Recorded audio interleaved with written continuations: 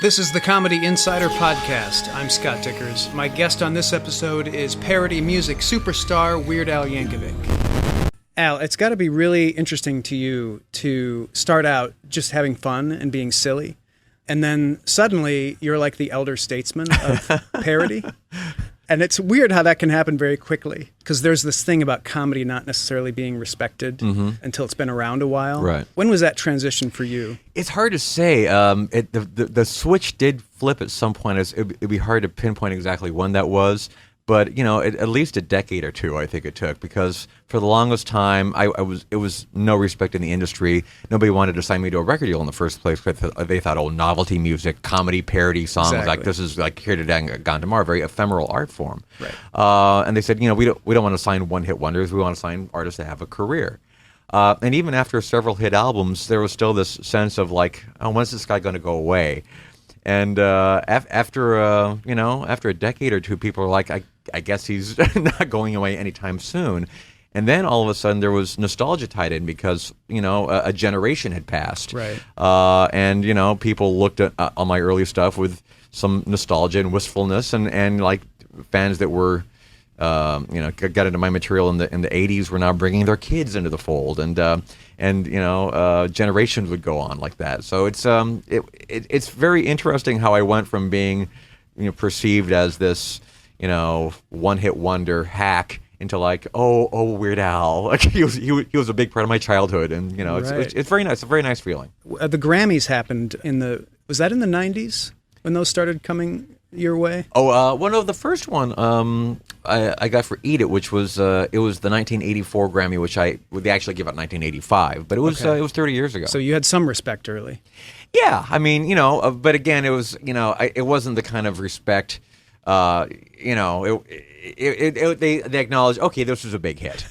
That's he got lucky. Yeah, he got lucky, basically. That's the Grammy category of, well, you did so well. Yeah. We have to give you a Grammy. Yeah. Well, good luck. See you later. Right.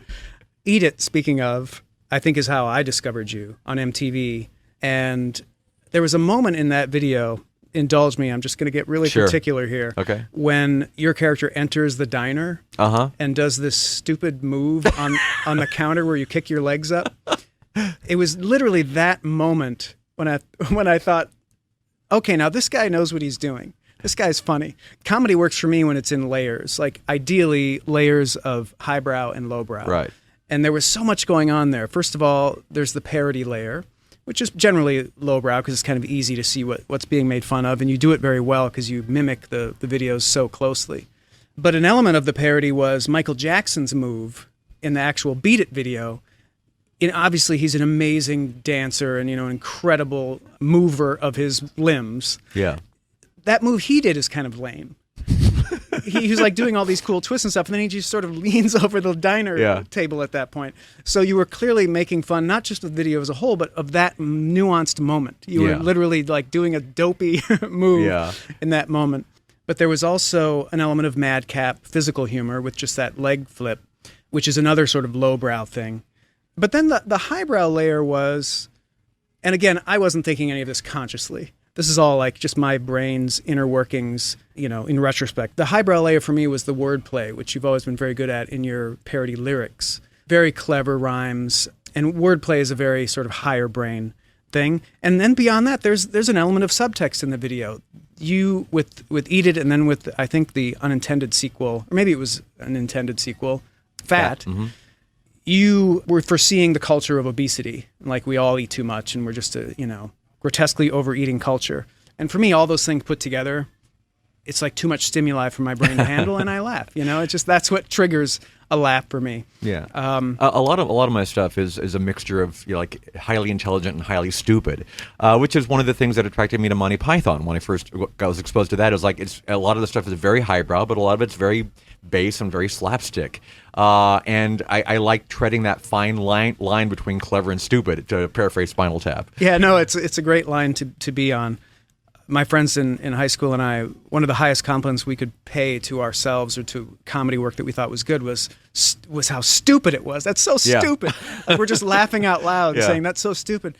When you know that you wouldn't get to that point unless there was something intelligent underneath. And a lot of it probably wasn't cognizant. I mean, you might have thought that I was very carefully trying to nuance that leg flip. I so did. It would be No, I didn't. I thought it was instinctive. I thought you were just a guy having fun, and that's why I knew, okay, he's good because it's instinctual. He's doing it so well. But that's what I was going to ask you, is by now, you've been doing it for 30 years. I'm guessing a lot of it is intended, and you have a lot of instinct fueling you. But I'm guessing there's also an awful lot of craft that you've picked up. So a lot of those little moments are very intended. Yeah, I'm always trying to do a comedic spin on something. Although I think when I first started doing Eat It, I think a lot of the humor just comes from me, this lanky, uncoordinated white boy, trying as hard as he can to just copy Michael Jackson's moves. I don't think a lot of it was me trying to dance funny. I think the humor came from me just a total non-dancer, just giving it my best shot and trying as hard as I can to dance like Michael Jackson and failing miserably. Which is funny. Yeah. That's like Bill Murray doing Physical on Letterman, around the same time. That was a really... Yeah, a lot of the humor just comes from how invested I am in the whole thing. Yeah. So, and that's one thing that makes you such a good comedic performer is your willingness to look stupid. Yeah. Like your willingness to totally give it your all. And that's what I noticed in that moment, and I noticed it in all of your work. It really pervades, and it's the hallmark. I mean, any performer who's afraid of looking stupid, like, as soon as they do that, the comedy's kind of over. Right. You grew up a nerd and probably never the cool guy. At some point, where did you figure out, okay, I'm just going to be comfortable in my uncoolness or my nerdiness, and I'm going to make that cool? Well, I mean, there are layers of that. I mean, probably one of the early decisions was when I decided to take on the name Weird Al professionally, as it were. I mean, right. When I say professionally, I was doing college radio show on a shift on the college radio station, and that wasn't professional per se because I wasn't getting paid for it, but I was putting out the public persona of Weird Al, and I thought, okay, I'm going to own this. But you're very young at that point. You're like 16, right? Or well, 17, I graduated when I was 16, so yeah, maybe 18-ish, something like that. And people were calling me Weird Al in the dorms, sort of not in an honorable way. It was more derisive, but I thought, okay, well, that's not too far from the truth, and I'm going to own my weirdness and put it out there, and as history will point out, the name kind of stuck. So you think the actual owning of your nerdness totally coincided with that conscious decision to own that name? Well, that was a sort of a baby step. I mean, I've never shied away from my nerdy roots. I mean, it's a big part of who I am, and I've never tried to be anything other than that. So it's just it became my identity. Did you play comedy music on that radio station, or was it like rock and roll? Well, Spike Jones. Here's the thing, a lot of listeners for that. I try to inject as much of that as I could. I try to fancy myself as the surrogate's Dr. Demento of San Luis Obispo, California, because we couldn't pick up the Los Angeles broadcast from there. His show wasn't there. It wasn't syndicated there, and you couldn't pick up the live broadcast. But what happened was when I first started taking a shift there, KCPR, Cal Poly Radio, they were sort of more of a free-form station like college radio is famous for being. And I enjoyed that because you could play literally anything you wanted to. So a lot of my stuff that I put out was, that I played on the air was, novelty and weird and, very experimental. And then the station tightened up, and then the mindset was like, well, this is college, and college is supposed to prepare you for the real world, and therefore we're going to run this like a real radio station, and you have to play so many red dot albums per hour and so many yellow dot albums. You have to hit this at the 20-minute mark, and it became very formatted and took the fun out of it. And they told me that I couldn't be be myself anymore, so I had to walk away. Oh, yeah. They did that at my college radio station. That's so bizarre, but I guess to make it into sort of a vocational experience for the students, let's make it like a real I mean, I can understand both schools of thought. I mean, I understand that college is supposed to be preparatory, but at the same time, where else are you going to get a chance to explore and experiment like that? I mean, college is the place where you do crazy stuff like that. Well, at least they couldn't control what you said in between the songs. There was a period of time where I was just raging against the machine and sort of okay, I'll play this cut, but I'll play it at the wrong speed, or I'll play it with my finger, or Sure. And after a while, I was like, no, we're not falling for that. Now, that's something I want to tap into, because you're a guy who strikes me as very nice, somebody who doesn't have a lot of axes to grind. But you mentioned that you were angry at that institutional change to the radio station. Most of the comedy writers I know have some sort of anger down deep that's fueling their ambition or their need to be funny or whatever. either you've totally sublimated it and it's just not there, or is it intermittent? Like there's that one. What were some earlier ones? Like Bullies, was that a powerful fuel for you? Like through grade school and high school, there were, certainly bullies in PE class, and I would be very, sometimes actually scared to go to PE because I thought, who's going to beat me up today? Did you actually get beaten up? Well, I'd get shoved or punched or verbally abused, or it just wasn't a pleasant experience. Has just as much damage as a black guy. It just made it not fun, Totally, no. It's and I would have these like horrible like revenge fantasies, which I never dreamed of following up on, but I would just like have very dark thoughts about these people, and I haven't thought about them in 30 years. Every once in a while, I think, I wonder how Scott Hunter's doing now. Did you turn into Kwai Chang Caine in your fantasies ever? Oh, did that come later? Much later, yeah. Oh, okay. So Charles Bronson. I'm trying to figure out what the revenge fantasies. No, it really wasn't much of anything, but in retrospect. But I don't consider myself an angry person. Certainly not a dark person, and I don't think that's what fuels a fire. I mean, my brain works in strange ways, and I just love humor, and I don't think I draw on anything very very dark. Yeah, I mean, for a lot of people, the anger and the humor aren't connected. It's more like anger is a separate thing that you deal with, and the humor is just something you really love to do, and it's fun. I'd have to say that. Yeah, it seems like that's the category that you're in. Yeah. You're also an incredibly hard worker, though. Like, you're very ambitious and very detail-oriented. At some point, does it stop being fun, or is it always fun? Are you just totally obsessive? Are you like a Pro Tools power user and all this other stuff? Well, it's always fun, but I mean, sometimes it's really difficult for me sometimes to be in the moment and enjoy the moment. Sure. Because I'm so focused, and you have to be. I mean, when you're up on stage in front of 10,000 people, I'd like to be going like, wow, this is cool. I'm having a great time. But mostly I have to like, what's the next line? What's the next word? Right. And it's sort of like the same thing with writing. Now, I'm not going to say that writing isn't fun, but, I enjoy more having written something. And I've heard this from a lot of other writers. Like, the process itself isn't necessarily fun. It's a great job, and I'm very happy to do it. But I think more the satisfaction comes from afterwards. To look back in pride on something that you've done and that you feel very good about. Right. Or I suppose in the performing, that can be fun. That as well, sure. Yeah, but the actual down and dirty grinding out copy. Yeah. It's never fun for anybody. Yeah, my wife says that I take on sort of a zombie-like quality around the house and I'm not very fun to be around or talk to because, I'll stare off in the middle distance a lot and just try to focus. Because even though they're ostensibly silly songs and some people might think they're dashed off, I mean, and maybe they were in the early days, but now that I know that people actually care about the stuff I do, I'll spend weeks, sometimes a month working on a single song. I mean, just, and same with the studio. People think, they must just go in there and have a party. And like, it's, I did a making of video for one of my albums where people can kind of see, kind of how intense it gets. I mean, it's just as hard as doing anything else in the studio. It's very focused behavior and a lot of repetitive stuff. And it's fun. I'm not going to say it's not fun, but it's just, there's a lot more concentration and craft involved than a lot of people would assume. In terms of the writing, you mentioned that you sometimes are staring off into space.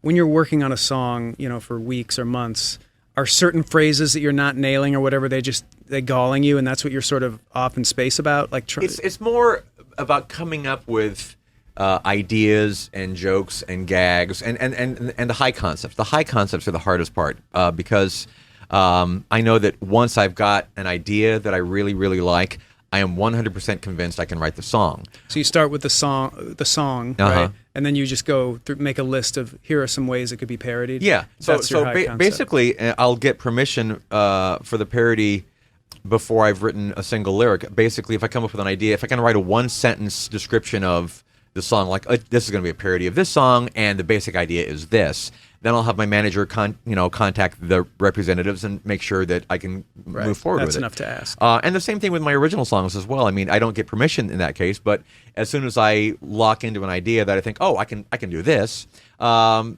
I'll commit to it fully. Right. I mean, I've set release dates for albums without songs being written, just knowing, here are the concepts, I can do this, and it's nice to be able to have that much confidence and know, at this point that, if I've got an idea that I really feel strongly about, the mechanics will work out. And do you work with other writers on your songs, or is it all you? No, it's all me. If somebody wants to throw me any ideas in the room, I'm happy to take them. But it all comes out of my sick head.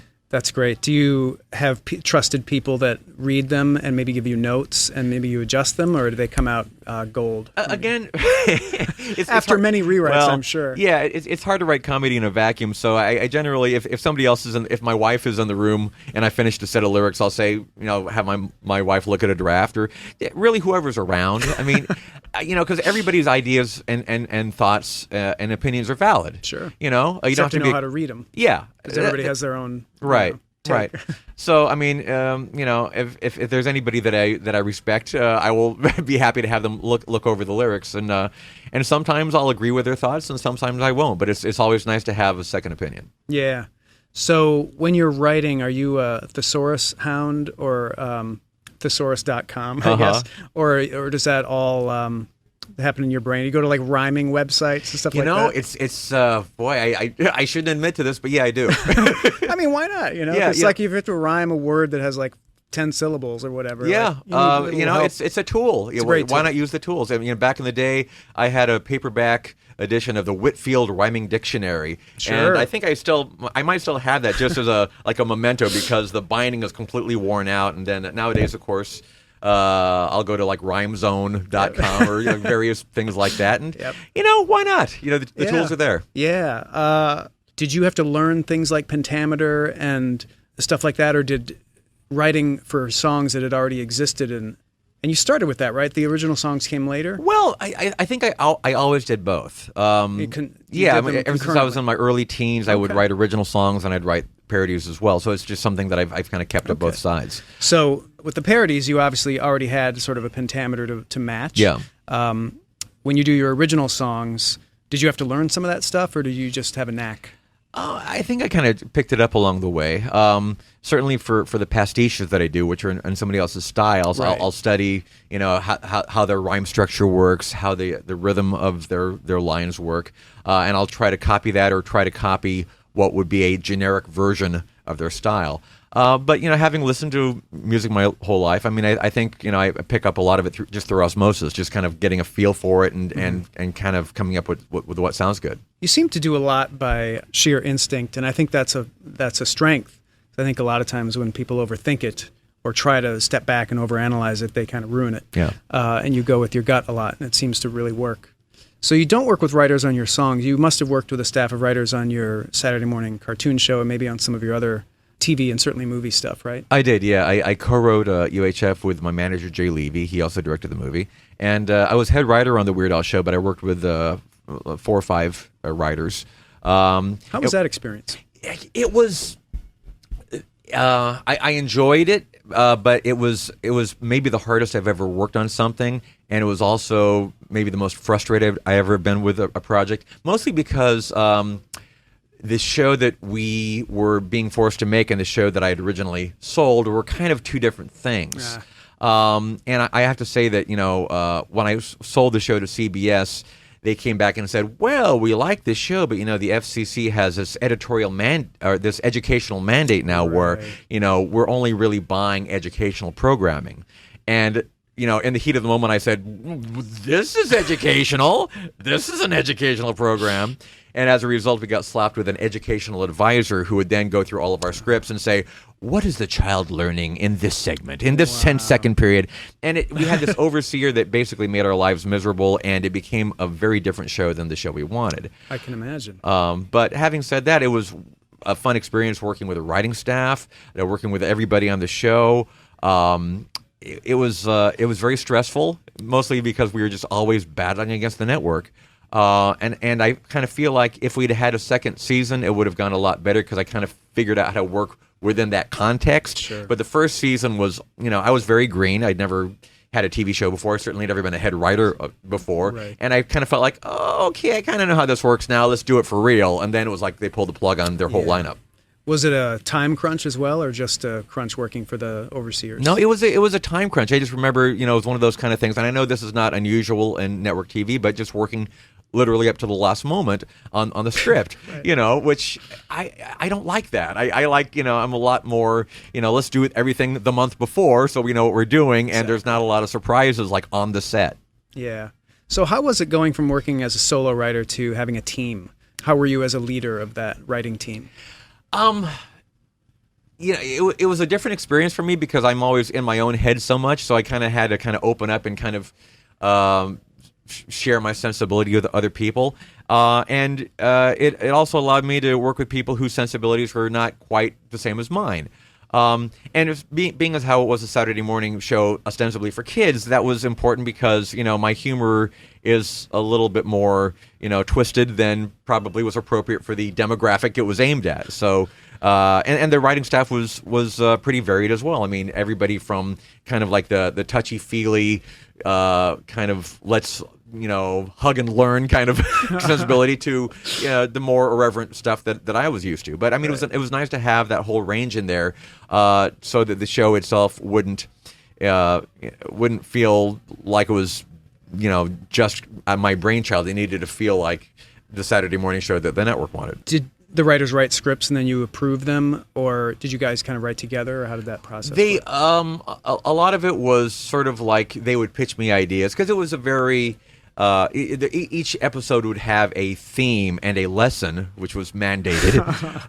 But within that, there are a lot of little segments and little gags and bits which I could farm out to a lot of different writers. So they'd all pitch their ideas, and I'd pick my favorite ones, and it would all kind of come together in the end. But again, because I wasn't familiar with that kind of working situation, it was a big learning curve for me. And I didn't realize that if you used anybody's idea in an episode, they got writing credit for the whole episode. That was news to me. So if I'd known that going in, I would have maybe been a little bit more careful about farming out work to people or using certain people's ideas. Which might have compromised the quality of the episode. It might have, but I mean, if I'd been just more organized going in and knowing how it worked, I would have been able to figure that out. Sure. And then over the years, you've been on so many other projects, and you've gotten used to that. And now you have a large team, if not of writers, of musicians and other people that you work with, crew, when you're directing something. That sort of gets me to the whole idea of social skills. Like a lot of comedy people, a lot of nerds don't have good social skills. And you strike me as a guy who has exemplary social skills. Super nice, great to work with. Everybody loves Al. You know what I mean? Well, thanks. How did that come about for you? Were you always likable? How did I get nice? How did you learn social skills? Did you read Dale Carnegie, or did you come out that way? I guess. I mean, I've always considered myself socially awkward.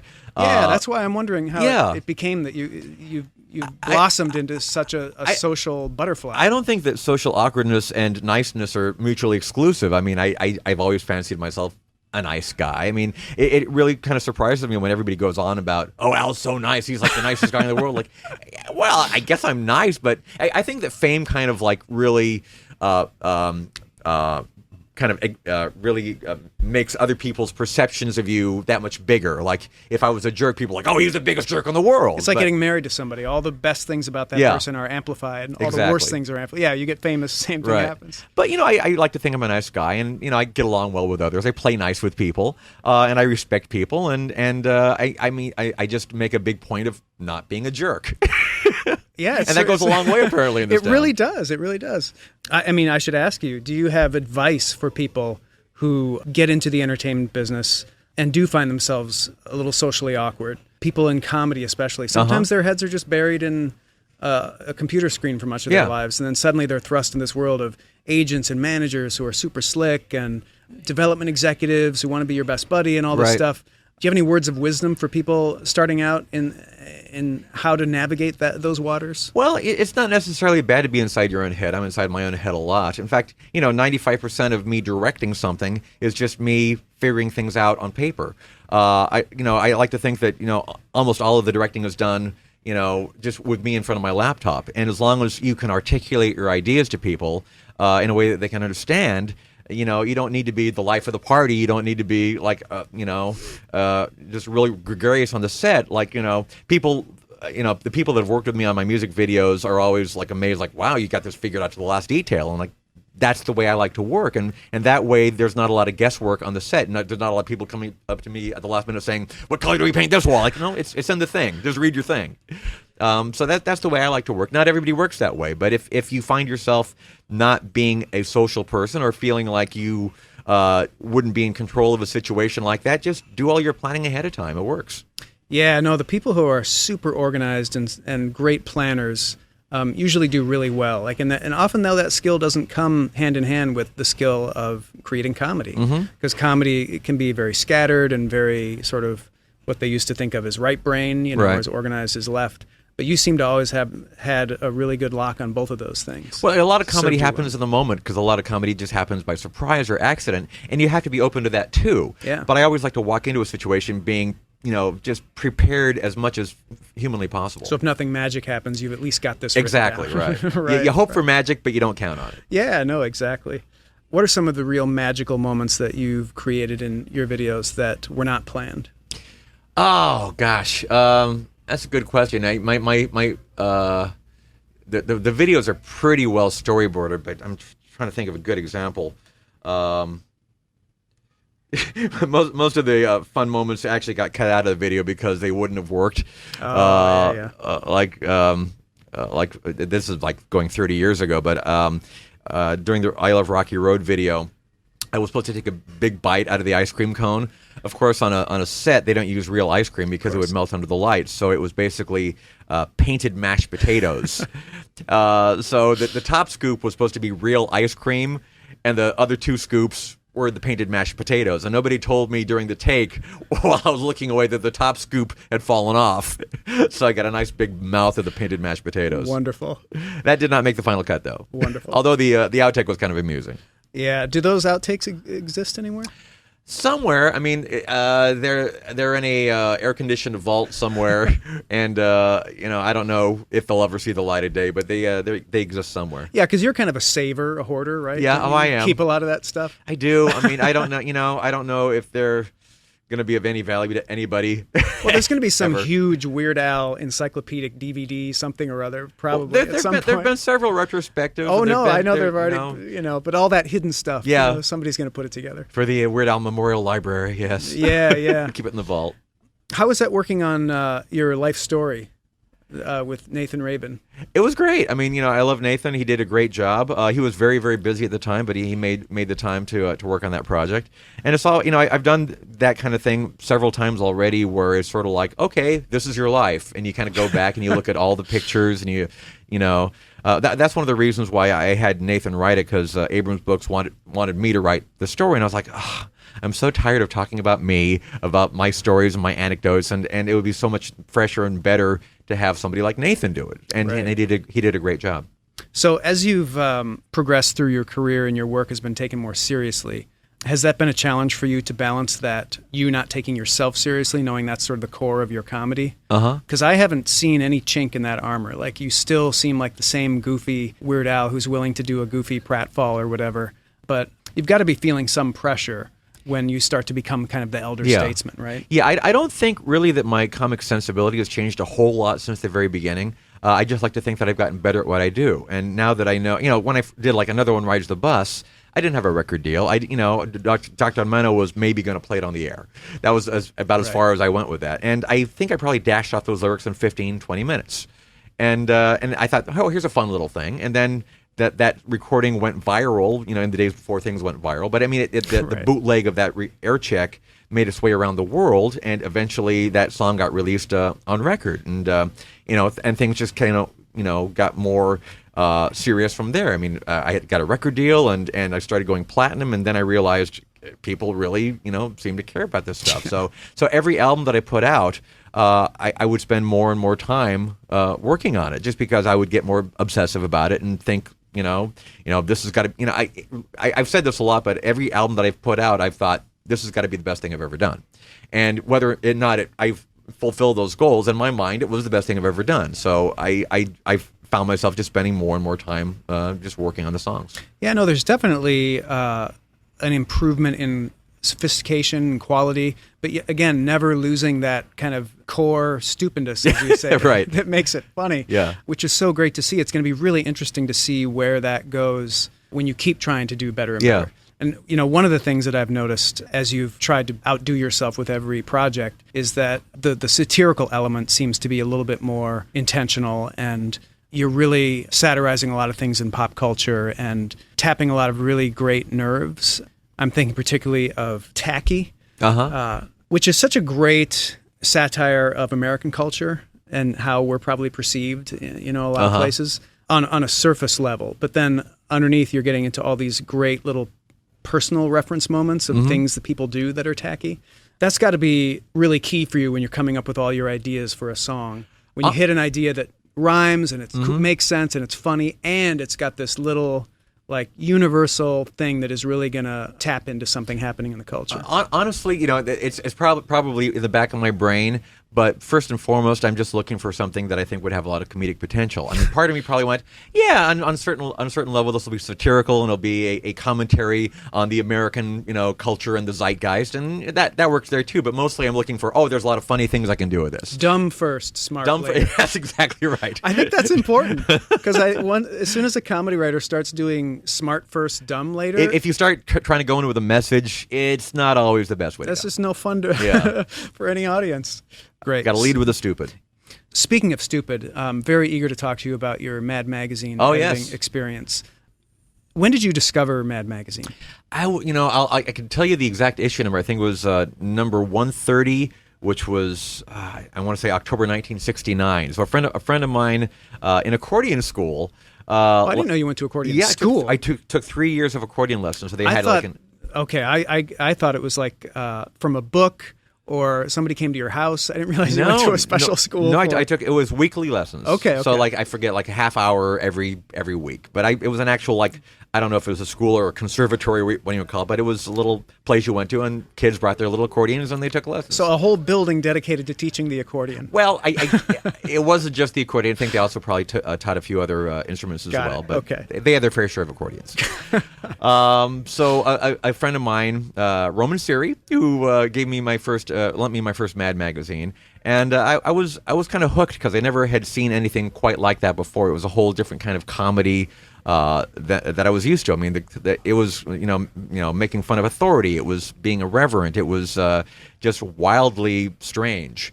And what were you used to, Gilligan's Island? Yeah, I mean, network TV, basically, sure. which I loved. I loved Gilligan's Island. I was a big fan of it when I was 7 years old. Absolutely. But Mad Magazine was something so totally different. It really captured my imagination. And by the time I was maybe 11, 12, 13, I was just full-on obsessed. I mean, I would beg my parents to drive me around town to all the used bookstores that had back issues maybe in the stacks. And books, right? And books, yeah, they had that as well. But I would, and this obviously, decades before the internet, and the only way you could find back issues were finding back issues. Yep. So tell me about the experience guest editing Mad.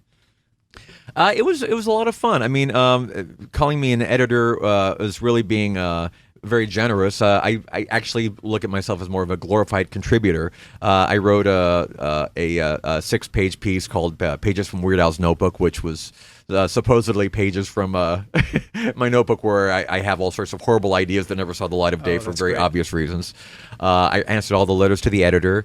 I did a intro piece explaining how I got to be the editor of the magazine. And I corralled a bunch of my friends to write short pieces for the magazine. Patton Oswalt, Tom Lennon, Emo Phillips, Kristen Shaw, Seth Green, Chris Hardwick, John Hodgman. I'm probably leaving out one or two. That's great. And then did you coordinate the artists to illustrate their pieces? I didn't. See, that's where I was. Where the other that was above my pay grade, so I couldn't say you're hired, you're fired. Right. I couldn't do that. But I mean, of course, I was very, very happy with the direction it went. I mean, if there was anything in the magazine that I felt uncomfortable with, I'm sure they would have made an effort to change it. But it's Mad Magazine. It's it's a lot of my humor. Is probably stems from my early exposure to Sure. Mad. I was weaned on Mad, so it wasn't like there was going to be some kind of great cognitive dissonance. It wasn't like our sensibilities are very, very similar. Yeah, and it seems like your kind of target audience, or at least the audience that really responds to your stuff, kind of 12 to 14, sure, yeah. is right in line with Mad. So Did you hang out at the New York offices then and do that from there, or was it remote? Not at that point. I'd visited the offices before, but not at all during the actual creation of that issue. It was all done through email. Oh, okay. And it's out now. It's out now, yeah. You're happy with it? Yeah, I'm very happy with it. That's I mean, great. I can't tell you what a thrill it is. I mean, I can't wait to see it. Out of all the things I've done in my life, maybe this would be the one thing that would impress the 12-year-old me the most. This is the one where I wish I could go back in the time machine and show the front cover to the 12-year-old me. Yeah, do you ever think of that? Like, go back to that 12-year-old Al and just like, wow, what I'm doing right now. Yeah. Talking to Scott Dickers, I can't believe it. Yeah. I didn't mean right now. But what is that? What is that?